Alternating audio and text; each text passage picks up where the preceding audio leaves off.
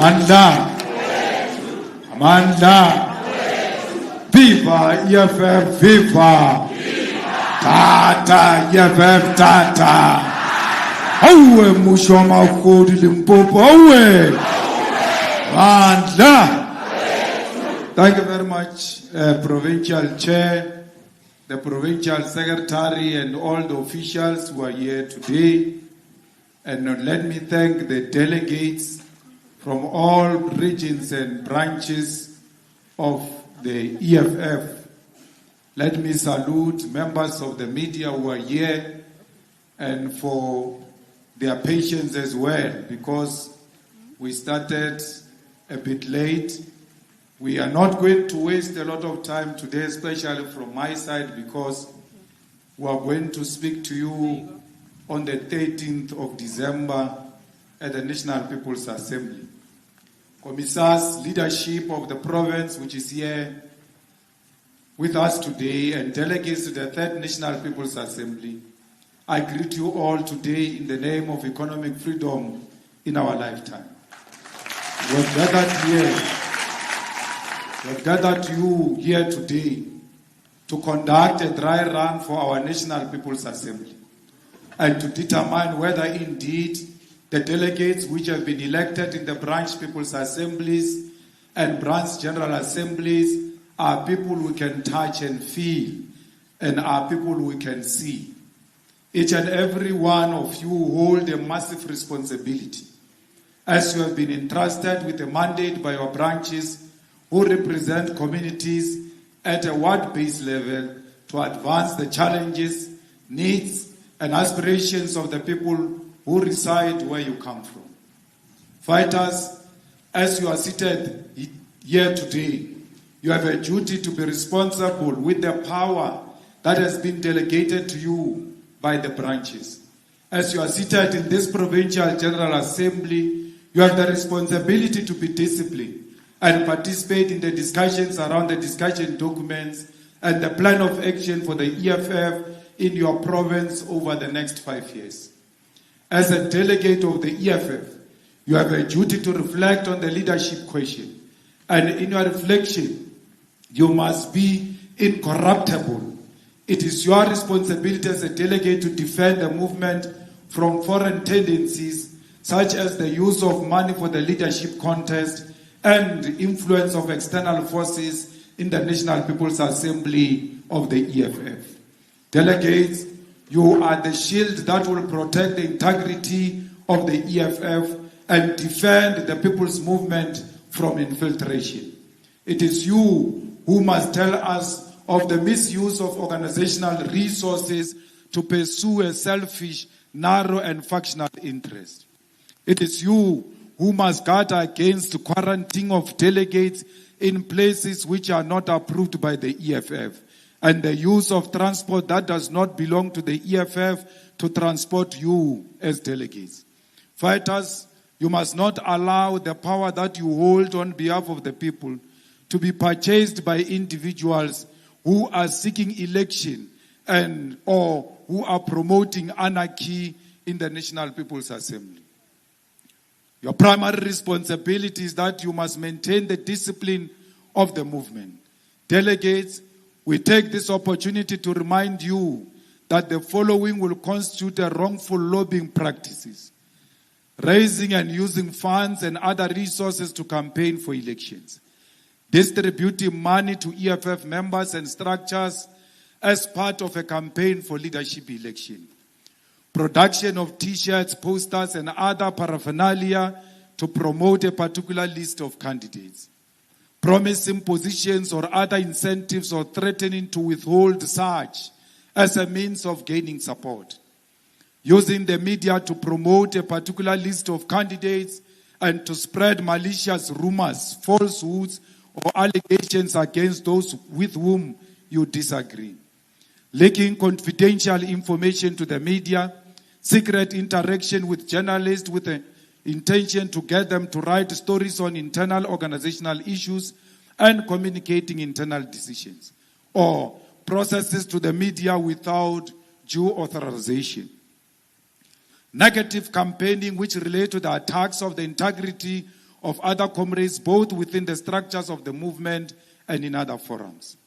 Suppressing honest and legitimate debate about the caliber of candidate in formal meetings of the movement. Allowing structures or individuals to condone violation of constitutional provisions and or regulations and or failing to report such violations when they occur. Using the offices, resources and staff of the EFF or any state institution or company as a machinery to promote a particular list of candidates. Using violence, intimidation, threats to coerce and force those who hold a different view. Setting up structures outside organization to promote or lobby for a particular candidate. Convening meetings to discuss leadership issues under the false pretext that they are organized constitutional structures. Production and distribution of documents and pamphlets not approved by structures of the organization will not be allowed. You cannot use social media such as Facebook, WhatsApp and WhatsApp groups or Twitter to negatively attack others. EFF members nominated for leadership positions in the CCT must actively and vehemently discourage anyone from using their names to campaign for leadership position. If you keep quiet when your name is used to divide and undermine the integrity of our organization, your name shall be disqualified from contesting for any position in the organization. When people do wrong things in your name, you must be able to stand up and say, not in my name. No EFF from the CCT or PCT is permitted to create the perception that their lobbying is a decision of the upper structures. Structures and members of organization have a right to raise their views. No one must come and impose a list and say democratic centralism says this is what we must do. Now is the time for branches to speak and not the upper structures. Lobbying shall stop once the process of electing the new CCT has been concluded at the Third National People's Assembly. Once the new CCT is elected, it becomes the duty of all EFF members to unite and rally behind the newly elected leadership, regardless of the preference the delegates had before the elections. We urge you to remain loyal only to the National People's Assembly guidelines, the Constitution of the EFF, the Code of Revolutionary Discipline, and the EFF Founding Manifesto. Do not be loyal to the Code of Conduct and Constitution of the faction, because you will have to choose between the Constitution of the faction and the Constitution of the EFF.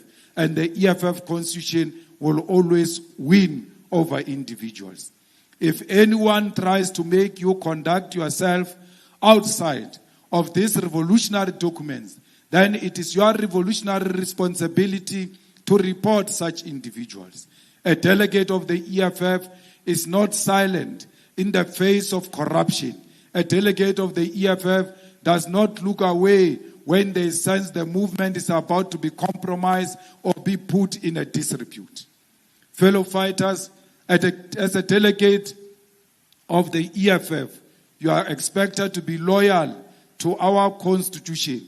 And our Constitution demands of us in Section 6, subsection 7b, loyalty means that at all times, members and leaders will not keep quiet when the organization is unfairly criticized and attacked in private and in public. Loyalty to the organization means that members will remain active members even when removed from positions of responsibility or deployments. Loyalty means that members of the organization will not join in the opposition and opponent forces who unfairly criticize the organization and its leadership.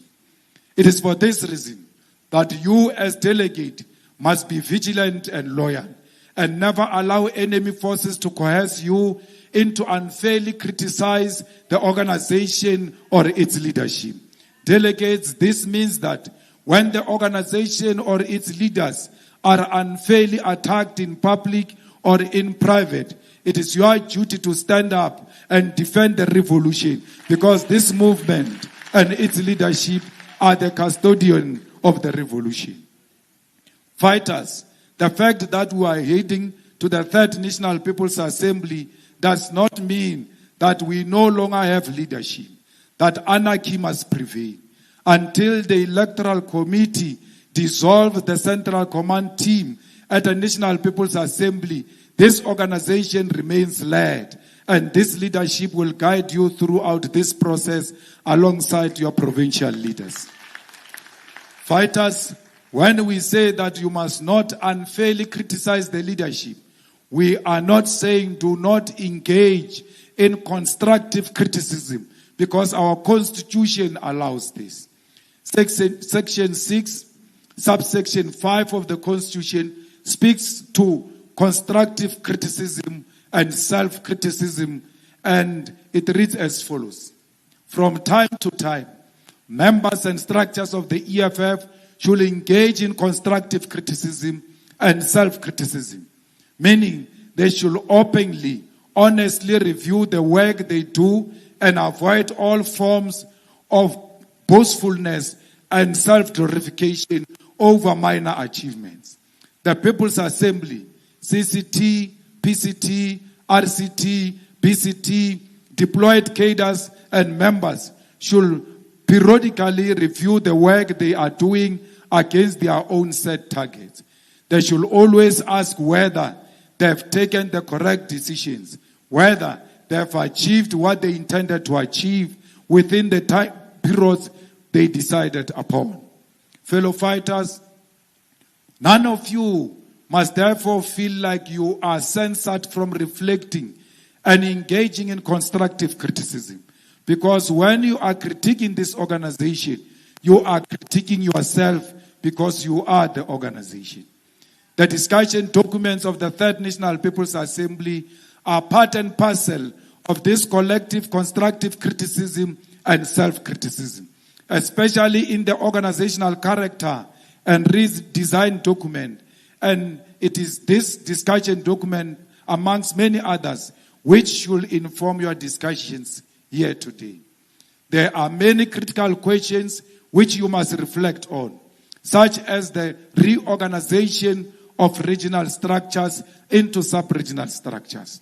We must ask ourselves a question without being factional as to whether regional structures are relevant or not.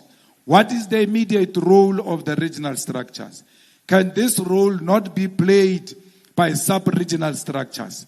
Because when we choose a sub-region, it means we choose a person from amongst ourselves, a person who knows our dynamics, a person who lives our struggles, and is not a stranger who wins a position of a regional chairperson, even when he's not known for working the ground, but because he's got the means to lobby others and become a regional leader. Fighters, we need to discuss whether we have not reached a point where we must establish the youth command and collapse the student command into a youth command, because students are members of the community before they are students. They have to belong to one organization with the unemployed youth and with the urban and rural and township youth. All of us, we are allowed to speak about those issues. We are allowed to speak whether we should increase the membership target from 100 to 200, or we should maintain it at 100. Because our responsibility is to win elections. How does having 100 members translate into winning even a voting district? These discussion documents ought to be the bedrock of our discussion, because you cannot discuss leadership question before you discuss the mandate these leaders must carry out. There must be a term of reference of what these leaders will be leading, so that they know what is expected of them before they accept the responsibility of leadership. Let us exhibit the highest form of discipline, fellow fighters, and in doing so, not shy away from reflecting on the recent occurrences within our movement and within society in general. The National People's Assembly is important because it is our commitment to internal democracy, a principle which we must never compromise, because it is Leninism to allow all party members to engage on the tactical questions and planning of the movement and to engage on the election of party leadership. It does not matter whether democracy goes in our favor or not, but our commitment should be to democracy.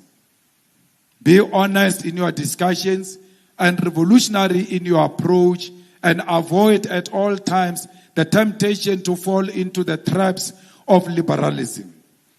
In closing, I want to share with you the key principles to avoid an organizational decay and to avoid allowing liberal tendencies to inspire you as delegates of the EFF. And these are the 11 points on combating liberalism as developed by Mao Zedong of China. Liberalism fighters manifest itself in the following ways, and we must always strive to avoid practicing it. To let things slide for the sake of peace and friendship when a person has clearly gone wrong. This means that when a person is your friend, even when they are doing wrong, you allow them to do wrong because you want peace. And refrain from principal argument because it's an old acquaintance, a fellow townsman, a schoolmate, a close friend, a loved one, an old colleague, or old subordinate. You cannot keep quiet in the organization even when the wrong is done by your wife or the husband who's a fellow member. A wrong is wrong even when committed by the loved one. Or to touch on the matter lightly instead of going into it thoroughly, so as to keep on good terms. The result is that both the organization and the individuals you are protecting are going to be harmed.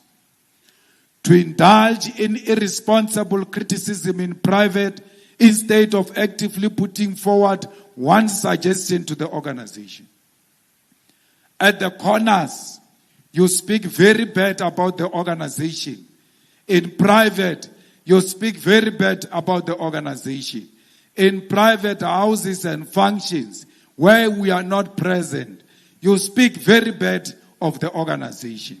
To say nothing to people, to their faces, but to gossip behind their backs, or to say nothing at a meeting, but to gossip afterwards. To show no regard at all for the principle of collective life, but to follow one's own inclination. This is a second type of unacceptable tendency. To let things drift if they do not affect one personally. So if you are not personally affected, you just allow things to pass, yet you say you love the organization. To say as little as possible while knowing perfectly well what is wrong. To be wordly wise. Wordly wise means you speak in tongues and not very clear where you stand, because you play safe and seek only to avoid a blame. Never avoid a blame. Take a position. Not to obey orders, but to give pride of place to one's own opinions. When the leadership says to you, this is the direction we are taking, even after a thorough debate, because you think your own individual opinion is superior to that collective wisdom, you disobey the collective wisdom. To demand special consideration from the organization, but to reject its discipline.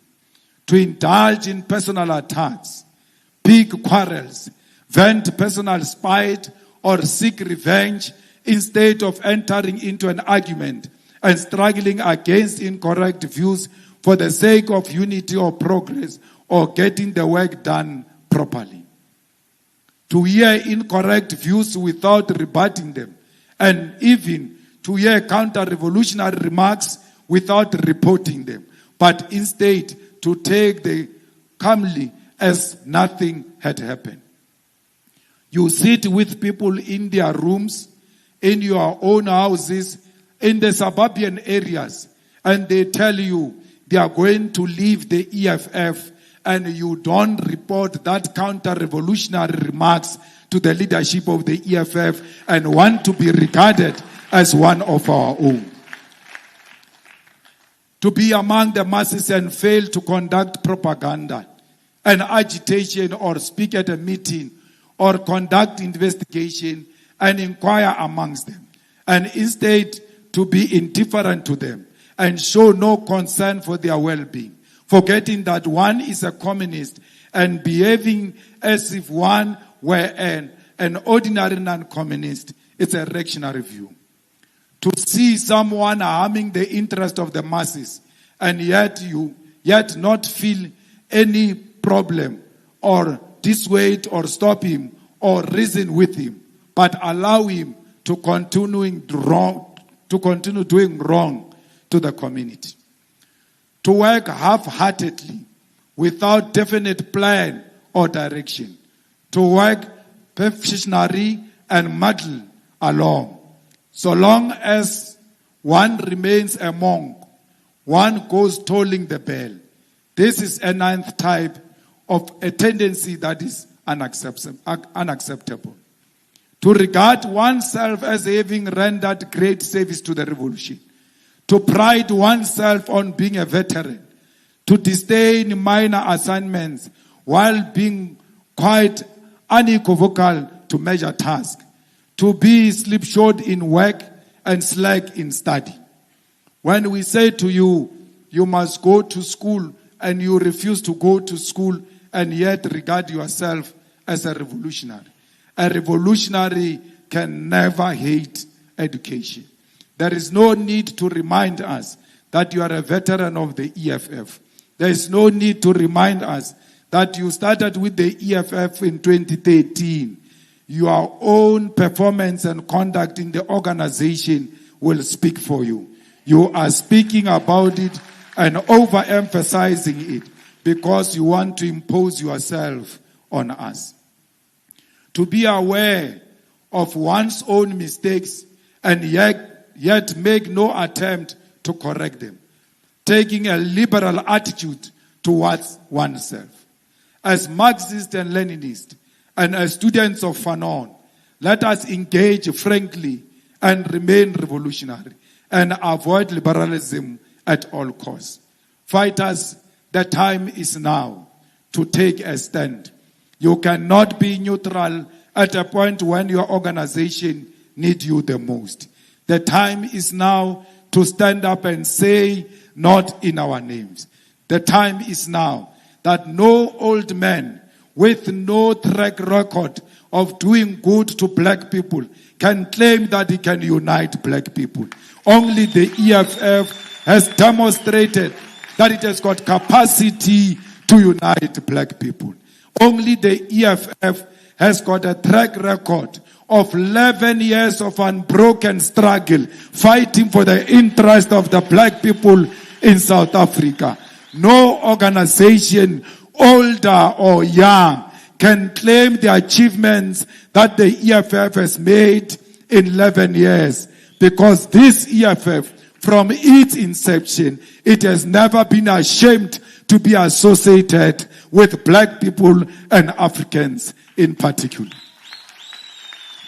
Fighters, show me any organization that brought together in the past 11 years, that brought together almost 120,000 black people under one roof, speaking one language, determining their own destination together. No any other organization has ever done that except the EFF. What nonsensical unity are they talking about? What unity of Africans are you talking about when you have had almost 82 years to unite Africans?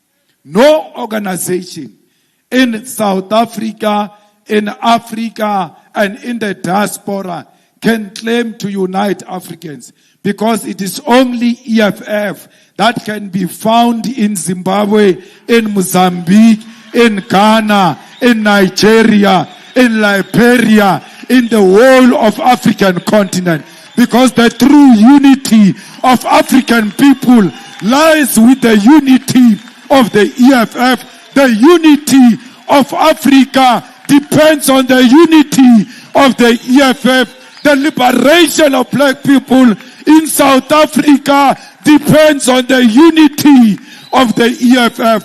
Defend the unity of the EFF is the only one that can unify the whole of black nation all over South Africa, all over Africa, and in the diaspora. I thank you. Shaya ingoma. Shaya ingoma, shaya ingoma.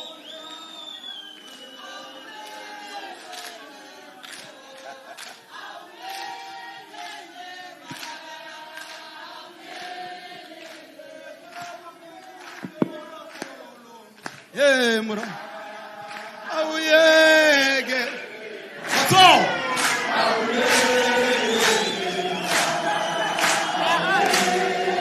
El kudala na kila Malema. Oh. Awuyeke. Oh, awuyeke. Narela bile ureta leja.